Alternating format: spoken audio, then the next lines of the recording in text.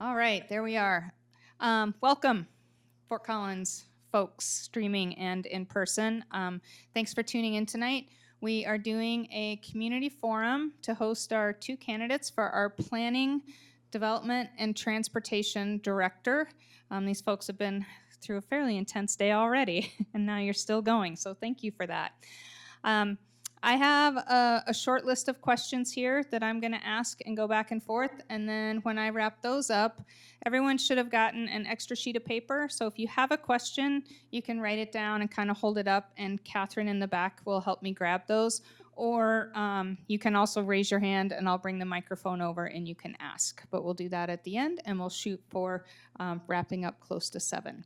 So with that, as a kickoff, I'm going to ask each of our candidates here to just start by introducing themselves, sharing their background, and sharing their interest in working for the city of Fort Collins. Okay, I'll go ahead. Hi, I'm Karen Champagne. I have a background in urban and regional planning. For about 9 years, I was in the consultant world in the Metro Detroit area, doing a little bit of everything actually. Site plan review, variances, rezonings, creating community plans, doing parks and recreation planning, working with downtown development authorities and tax increment financing, a lot of great foundational technical experience. But after a few years, I really felt that I was meant to work for one community and really contribute in that way and see the long-term outcomes of my efforts. So I turned to looking for different communities and knew that I wanted to work for a bigger city, a city that was more progressive and was bold and wanted to try new things and kind of be leaders in the country. So I had applied to a couple of places and I was very happy to receive a position in Denver. And I've been in Denver, Colorado for 13 years now. Started as kind of the same thing where I was doing a lot of planning and regulatory work, and then worked my way up to rewriting the entire zoning code, and then doing a citywide transit-oriented development strategic plan for the 41 transit stations that Denver was planning for, and then moved on to really leading a three or 4 year effort to update the comprehensive plan to look out 20 years, to update our land use and transportation plan, and help and lead the coordination of a Parks and Rec plan and transportation plans, and really focusing on multi-departmental collaboration within a very large government organization. So clearly I like to take on big challenges, and that has been a 3-year effort of mine to really bring folks together and get the different departments invested in each other's success and really think about how can we work together better to do good community building. And that's been my passion for a while, and really having an inclusive community process as we figure out those solutions together. I'm about just really letting the process and the conversation yield those outcomes. And so what really excited me about this position is the inherent culture that's already embedded in the community with collaboration between different departments and different disciplines, and just an investment in creating a place for people. And I see that everywhere I go in the city. Everyone is welcoming, and I do feel like everything is there for the people, not for cars, not for anything else. And so that's just inspiring to me. And then just learning more about the inner workings of the community, just seeing the commitment to strategy and making the right decisions and using data and other inputs to make those good decisions for the community. Again, just a really great opportunity. So really just wonderful to learn about what you're doing here, and hope that I'm successful in this process. Well, good evening, everybody. I'm Manjeet Ranu, and I would share Karen's excitement about the reasons why this position is very attractive to me. I'm from Fort Collins. I attended Beatty Elementary, Bolts Junior High, and now middle school, and Rocky Mountain High School. And I moved away about 30 years ago, but I come back all the time because my family still lives here. And so I have a pretty good feel of how this community has evolved and yet maintained its authenticity all these years. And in fact, it's become even more attractive to me and clearly others as the community has grown with the improved quality of life and all the amenities that have come here.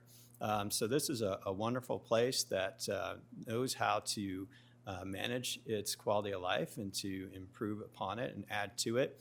And I see a lot of opportunity to actually complete a lot of the tasks that the city has identified for itself. And I really value the collaborative process that's highly prized here in the city with the public engagement that is clear, has clear results as you see it in your strategic plan and your city plan.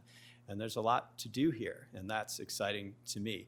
I also appreciate the deep integration of this service area planning, development, and transportation, and have pretty good experience in all those service areas, except for one, the streets operations there. And I see, at least compared to where I've been living for some time, you have outstanding streets here, and I'm sure that we're always looking for ways to improve upon those streets even more.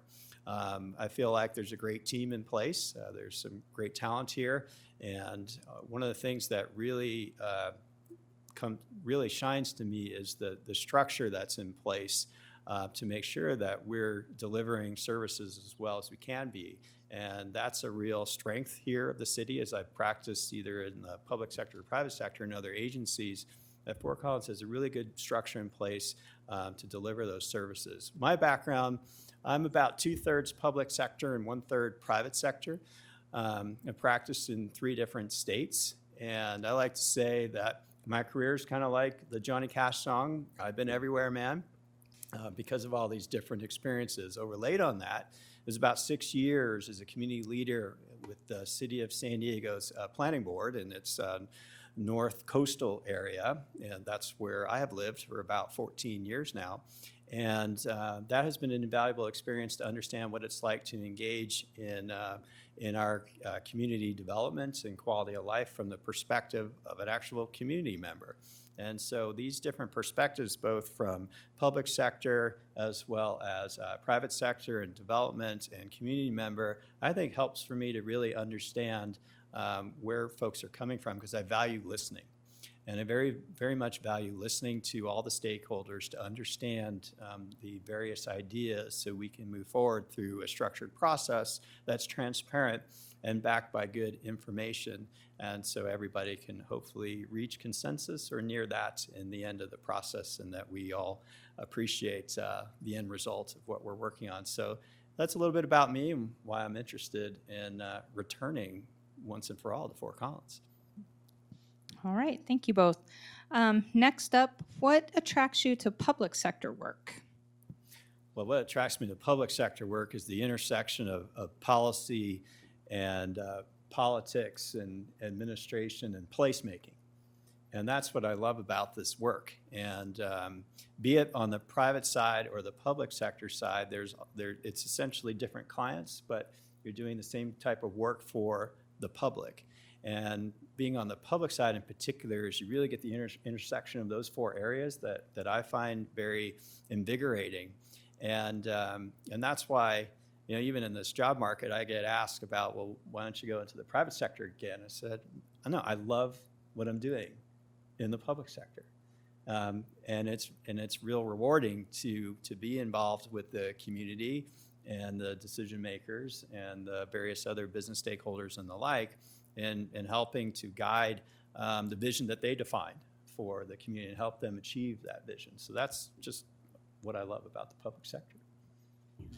I agree with so much of what Manjeet just explained. That inspires me every day to come to Denver and hopefully to Fort Collins. I really do like to see the outcomes of my work over time. So to not only do the work, but then be here for a long period. I've been in Denver for 13 years. So just seeing, having that long-term commitment to a city is very important to see that, because it takes time to advance, big ideas and shift cultures if needed. So I want to be able to put in that time. And I've learned so much from working with other disciplines and departments. that I couldn't do if I was in private sector and just focusing on solely planning or solely zoning. Working with landscape architects and developers and community members and getting all of that perspective has made me a better government, provide better government service. And so I would want to keep that going. And I love being able to work with the community and really learn about their values and really help achieve their vision for a community. It doesn't have to be my idea or my vision for the city. I get that question a lot, like, what do you think of this thing? And I'm like, it doesn't matter what I think of this thing. What matters is it embracing the community values, and is it something that our community wants to see? And so that's a really important part of that is unique to public sector in comparison to private sector. Thank you. So next, if you were selected, what would your 100-day plan be, your first 100 days? Karen, we'll start with you. Okay. So from an internal standpoint, I want to take a lot of time to work with and get to know all the different work groups within PDT. Similar to Manjeet, we have, I don't have a lot of experience with street operations and parking, so I would absolutely want to take the time to get to know those work groups, go out in the field with those folks and kind of experience their day-to-day so that I understand what they do. And do that all the way through the organization, but then also learn what leadership style works for them and what communication style works for them, so that everyone in the organization feels like they understand how their work is connected to the values of the community and specifically the strategic plan. And then identify the areas that are solid and strong and just need encouragement and support, and where are the areas that need a little bit more attention, because then that's where I can feel I would be most valuable. So as part of that 100-day plan, I would be doing a lot of that inventorying and just really one-on-one group interviews and conversations to get a feel for it. But then I would want to take a moment, close the office door and whiteboard out kind of a strategy, and then take that back through and say, here's where I think I can be most helpful. This is the plan for me to communicate to everyone that works for you, and just really be very thoughtful about how the staff will inform my work. Now that's internally. So from an external standpoint, I know I'll want to take a lot of time to just go to a lot of meetings with the community, active projects, so I can start to get to know and build relationships, spend time with the mayor and city council to understand their priorities, and other community leaders and boards and commissions, which I think a lot of you are on. So there's a lot of folks just to get to know and start building relationships externally. And so that would be the other track that I would be following.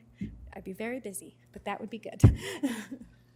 Yeah, and I agree completely with Karen. I mean, that's the right way to come into a big organization such as planning, development, and transportation, is you come in and you spend time listening and learning and getting to know the organization and its people. I mean, my emphasis would also be with the staff, because they're the ones who are doing the hard work and delivering these services. So, taking the time to get to know the staff, and that means going out into the field. It means riding a transport bus with an operator and talking with an operator, getting out in the field and doing parking enforcement with Mondo, perhaps. So remind me of when I did that at Boulder so many years ago. So it's really walking in the shoes of staff and getting to know what they're doing, as well as Karen mentioned, getting to know external stakeholders as well.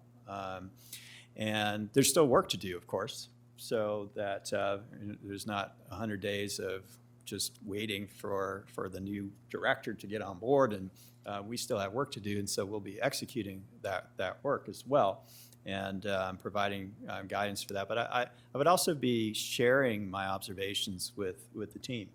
As I'm out there, I'm like, well, this is what I'm learning, this is what I'm observing, and so what do you think? And sort of bouncing ideas off of the management team in particular, because it's a team effort to deliver all these services. So yeah, those first 100 days will be interesting. Getting to deeply know a community that that I know reasonably well, and and I'd be riding my bike all over the place. It's getting to know all these new bike paths and trails that I don't get to ride very often, and mountain biking up in the hills, and balancing that work-life balance, which is important. Yeah, those are typically the days we call drinking from a fire hose. Yeah. Hopefully it ends after 100, but you never know. Okay, so based on what you currently know about PDT, what skill do you bring that you think will be most beneficial, or what's a skill that you would bring that you think would be really beneficial? Well, I think having those diverse perspectives, having practiced in many different places for different types of clients and agencies, I think will be helpful that's complementary to those who are already here and have deep knowledge about how Fort Collins works and are actually delivering services on the ground. So I think that's my real value proposition, is those diverse perspectives that I would come in with, and then leveraging that with the experience that's already here and the innate talent that's already here. Yeah, Okay. very similar. I think just bringing the fresh eyes to the conversation will be important, and being able to bring at least a little bit of experience from working with Denver's community and how they're handling growth and what's been working and what hasn't. I can bring that perspective in particular, and then really just. Certainly having a leadership style that's just going to foster success that's already in motion, and inspire folks to keep doing what they do, and so that they don't feel as though their world is changing on them with changes in leadership. That's really important to be thinking about. All right, thank you. So how, this one has a few examples, a little more involved. How do you go about balancing conflicting and complex interests, such as free on-street parking and paid garages, changing bus routes on low ridership routes, new development parking requirements, reducing congestion and adding bike lanes? The list could go on and on. But just to give you an idea of how do you really delve in and balance those sort of conflicting interests? And Karen, we'll start with you. Okay. That is the ongoing nature of our work, isn't it? In government, bringing together a lot of different concepts and approaches, and all with good intention to solve the core problem. And there's a lot of ways to tackle it. So you really have to, certainly the approach I take is I certainly don't go into the conversation knowing what I think is the right solution. I want to hear why why stakeholders think that it's, their solution is the right one. And then make sure that there are other solutions discussed around the table so folks can hear from that perspective. And then talk about trade-offs. So if a community is struggling with, well, we want more ridership, but the service levels are so low that we're canceling service. We have to understand, well, how do we get more ridership then? If that's your goal, let's talk about that and how do we make that happen. And you just have to sort of balance all those perspectives together, and then ultimately apply the principles that that guide you, like the city plan and the strategic plan, to always check back on that before making that final decision, using the values of those planning documents. I think process, data, engagement, and understanding trade-offs are all vitally important, that you have to take a methodical approach in the public sector so you can ultimately make an informed choice between these trade-offs. And that process is invaluable. So structuring it properly from the outset is important.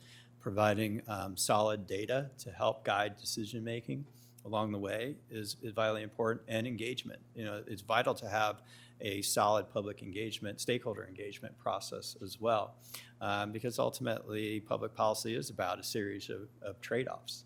And when you structure it properly and go through it methodically, you can then stand on that decision at the end because you can point to a solid process. You're leading into my next question, which is City of Fort Collins places a high value on community input and engagement. So, how have you engaged residents in decision making? Well, they are residents as well as other stakeholders are key to how we go about reaching decisions because we serve the public and many different publics in the work that we do. And providing a clear, transparent process for understanding those touch points for engagement is really important. And also, it's not just process for the sake of it, but it's genuine. You know, how do you reach people who otherwise don't normally take the time to engage, or they don't have time to engage, or they don't understand how to do it? And so it's incumbent upon us as representatives of the city to go that effort so we can welcome people into the process who wouldn't normally be doing that. And one of the things that I worked on when I was at the city of Encinitas was an online public engagement platform tool that myself and colleagues designed to bring in engagement on the housing plan there.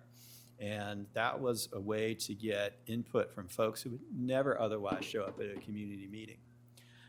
So that's an example of the creativity that we need to be doing to ensure that our engagement is broad-based. I was pleased to see that in City Plan, that there was an effort made to fund community-based organizations to get underrepresented populations to participate in the plan. So that was excellent. And I'm sure there are other great examples of engagement that were done there, but there are ways that we need to make sure that we're reaching all demographics, you know, the young folks, the hardworking families, and so forth. So we have as broad-based input as we can, because then it builds trust and better results in the community. And I think you see that in a lot of places here in Fort Collins because of the extra effort that goes toward engagement here.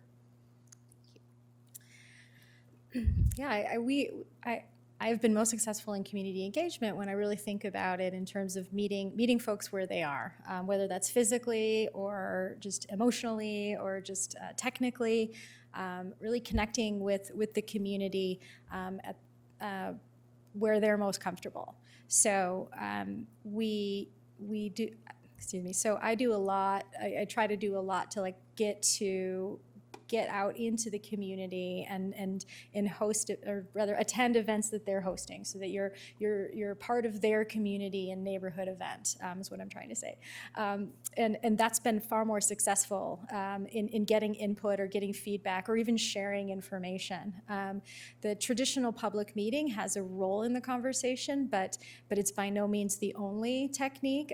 We've also done had a lot of success with digital online engagement, particularly to get the younger populations or the busy families that don't have time to go to a meeting. When it is a more deeper dive technical effort, I like to have a steering committee or stakeholders that can focus on that particular issue and convene them on a monthly basis or whatever's needed to get input.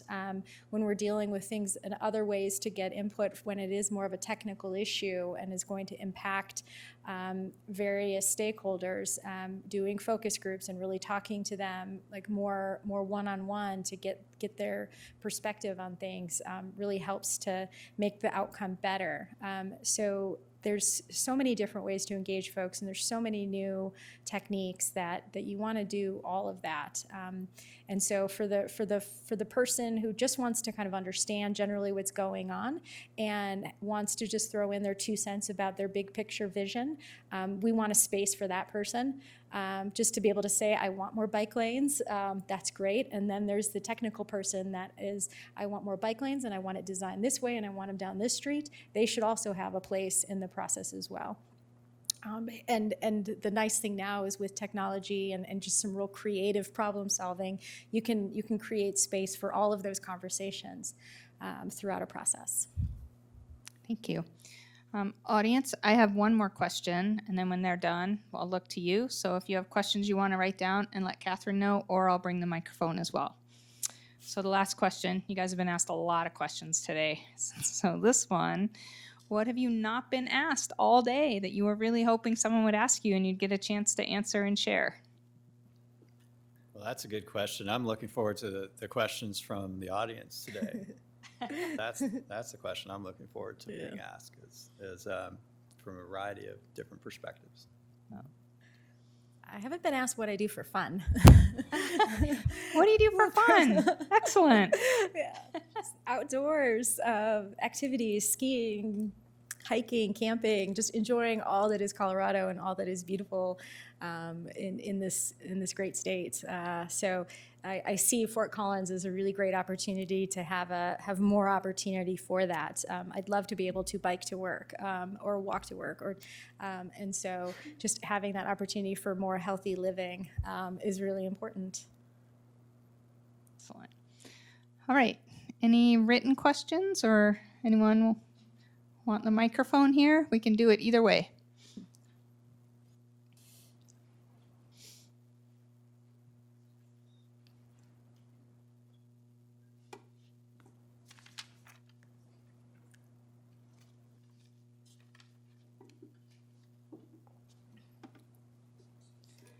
All right. Should have worn those other glasses I don't have to take on and off. Okay.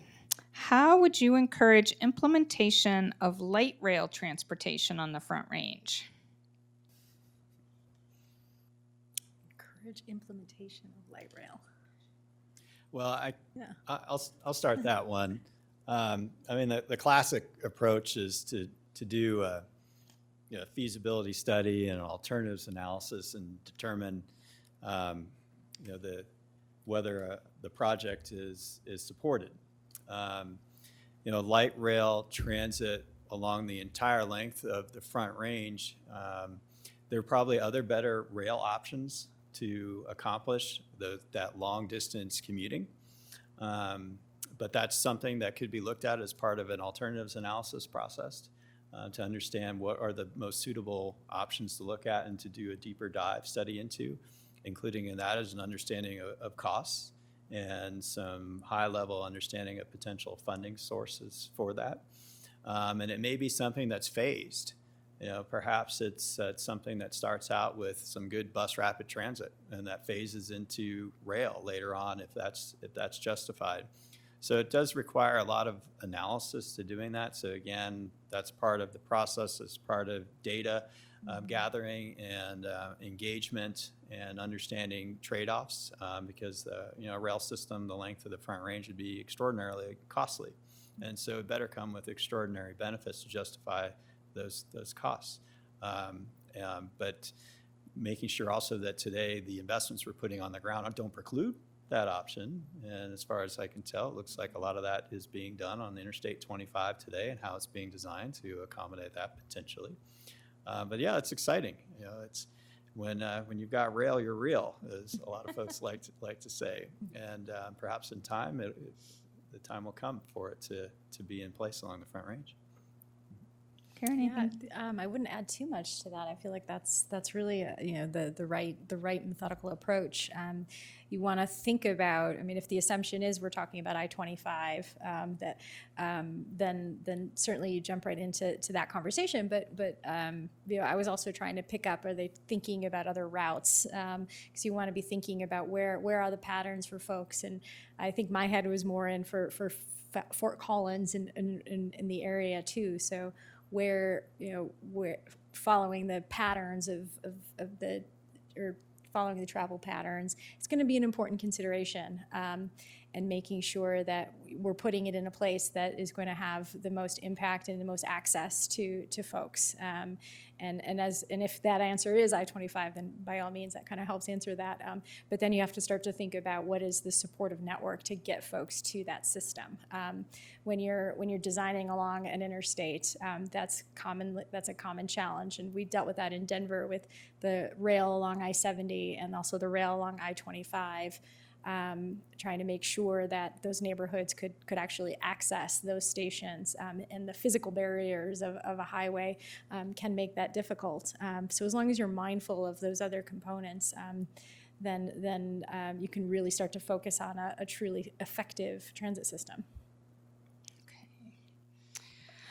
All right. So this one, I'm going to read it as written, and then I'm going to add to it a little bit. So, how can PDT meaningfully incorporate public input, including neighborhood objections, into development review? So, because you might not know exactly how our development review process works, maybe examples of how you have currently in a development review process brought in neighborhood opinions. And Karen, you can start.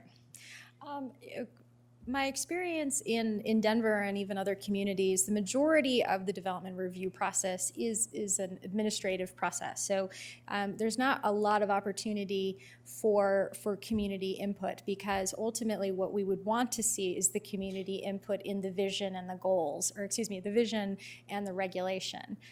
So if we support a vision for a walkable neighborhood center, and then we seek community input to develop regulations to create that neighborhood center, then there should be trust in the administration of those rules, that the outcome is what we had all expected. So generally speaking, you want the community input at the vision and the regulation side of the process, and allow the development review side to be very predictable for the customer. However, there are a lot of exceptions where you do need to have community input. When you're talking about a large-scale redevelopment that's going to change the context of a community, it is important to seek input up front and to understand the community values in that location. Or if it is a use, I know a lot of zoning codes have triggers for community information notices and community input if it's a use that there's concern around impact to the neighborhood, and of course that's another plug-in for the community. But what we'd hope to do is bring that attention and involvement at the front end, so that the back end permitting component can be more straightforward, and get the outcomes we want. But what we also learn in that is certainly checking back in with the community after we've seen some outcomes to say, is this what we all expected?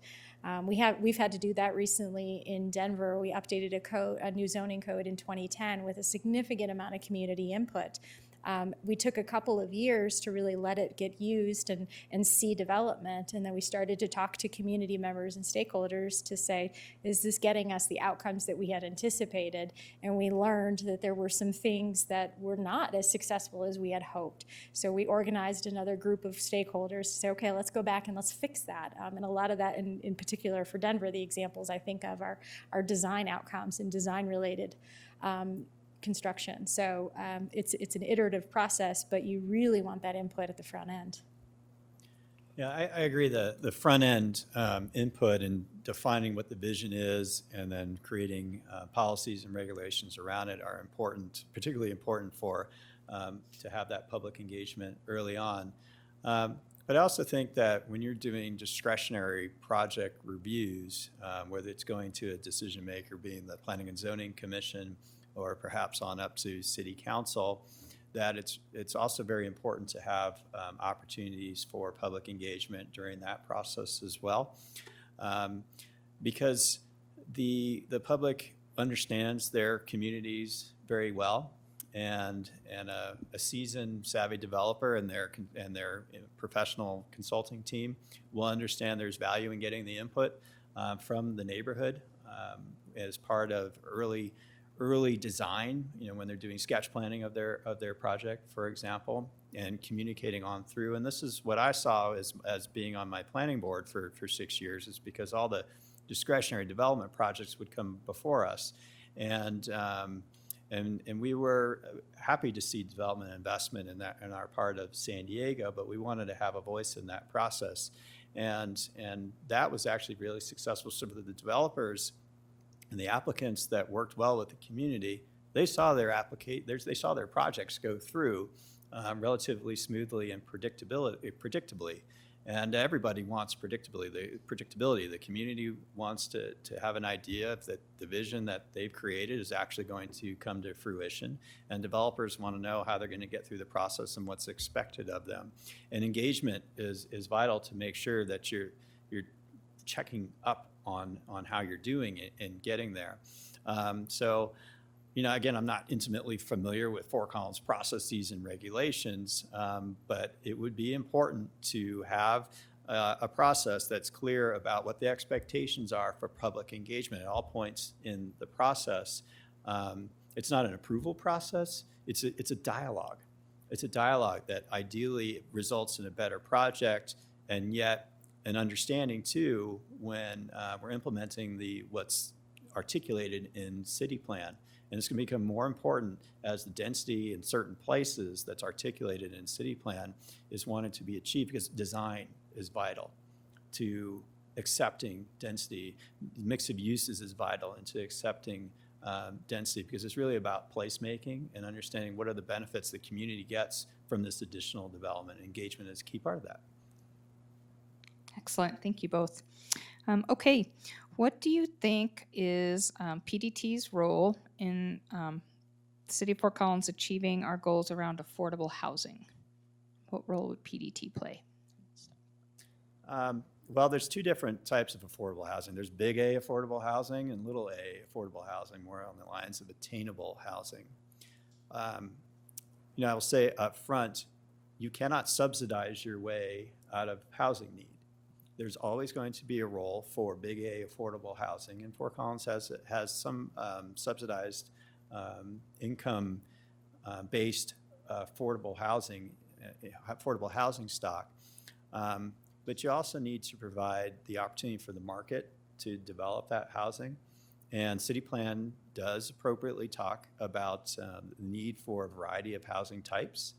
And that is an area where Fort Collins needs to improve if it wants to provide for attainable housing opportunities, to retain young people, to attract the economic development so you have the prosperity here that you're looking for, and recognizing diversity. It's also as simple as that. It's diversity of choice.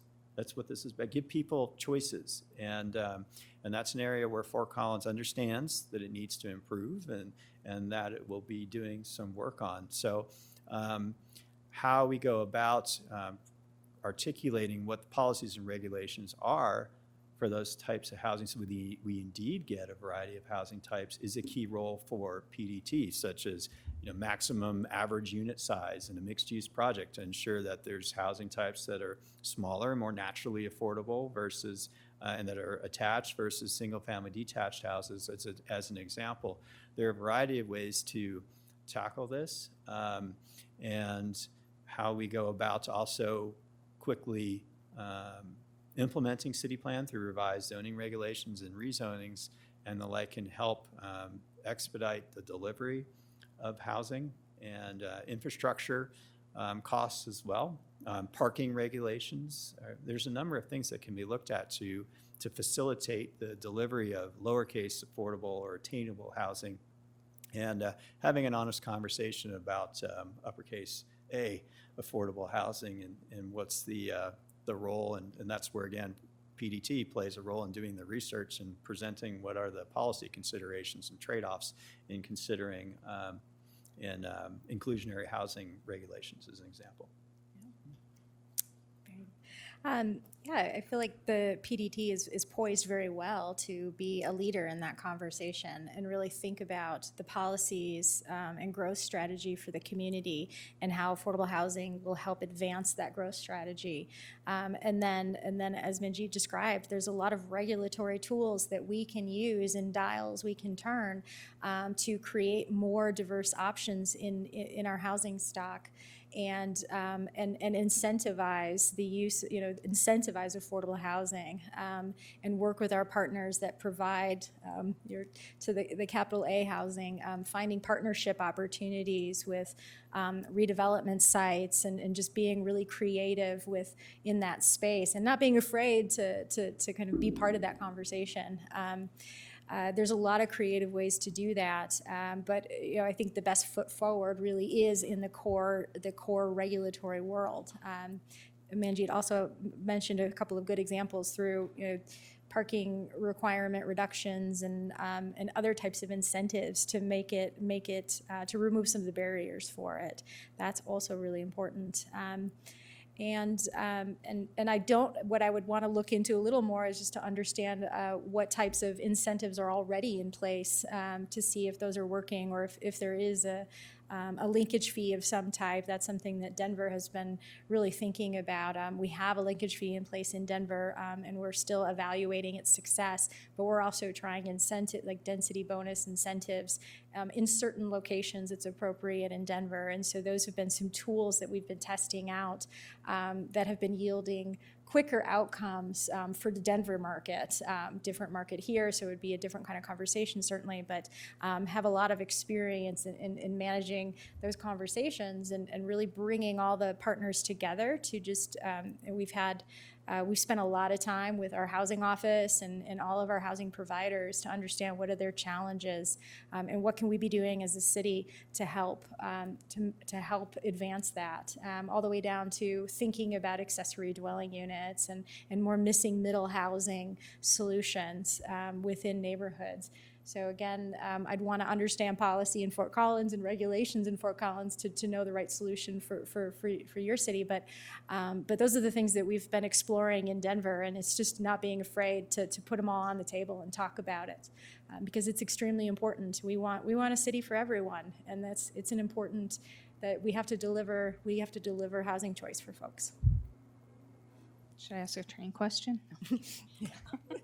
Thank you. Please describe a specific personal experience where you acted as a member of the community to bring about a publicly promoted initiative. So where you weren't a city employee, but a community member and worked to, maybe just worked on a local initiative. Well, I'll start with that because I've touched on that earlier. And again, to reiterate what I touched on earlier, it was sitting as the vice chair of a planning board in San Diego for my community. And that covered about 60,000 people in that area of San Diego. And the work was project specific. So if there was development applications, we would provide input on that. If it was about infrastructure, say a public facilities financing plan, be intimately involved in the development of the public facilities financing plan. It was as part of chairing the design committee for the neighborhood park and the community park and rec center, being involved in supporting the middle school getting completed and acting as a facilitator between the school district and the city. And then what was pretty cool that probably don't get to see too often in a career is co-authoring a ballot measure for the that was voted on for the over 1 million people of the city of San Diego. So the other role I played in that was sitting on the Community Planners Committee, which was the umbrella group for all the planning boards in San Diego to provide input on policy and regulatory initiatives for the city. So again, that was an experience where I thought I was just giving back because I knew there were needs in my community, and as a practitioner, I thought I was just giving something, but I got a lot in return that I learned from that perspective, and so that does color my professional practice because it's helpful because the community is key in how we do our work here, and that's been invaluable. Also worked on some districting proposals with the city as well as the school districts. There's a lot of things that I touched on there, and was always sensitive to making sure there weren't conflicts of interest as well. That's important as well. And I'm in my career, what I'm most proud of is what I didn't get paid to do. It was the work on that planning board. I guess if you've been in the city and county of Denver for a while, you're not serving on their boards as well. Yeah. Fortunately, you don't have the luxury of being able to participate in a lot of that work.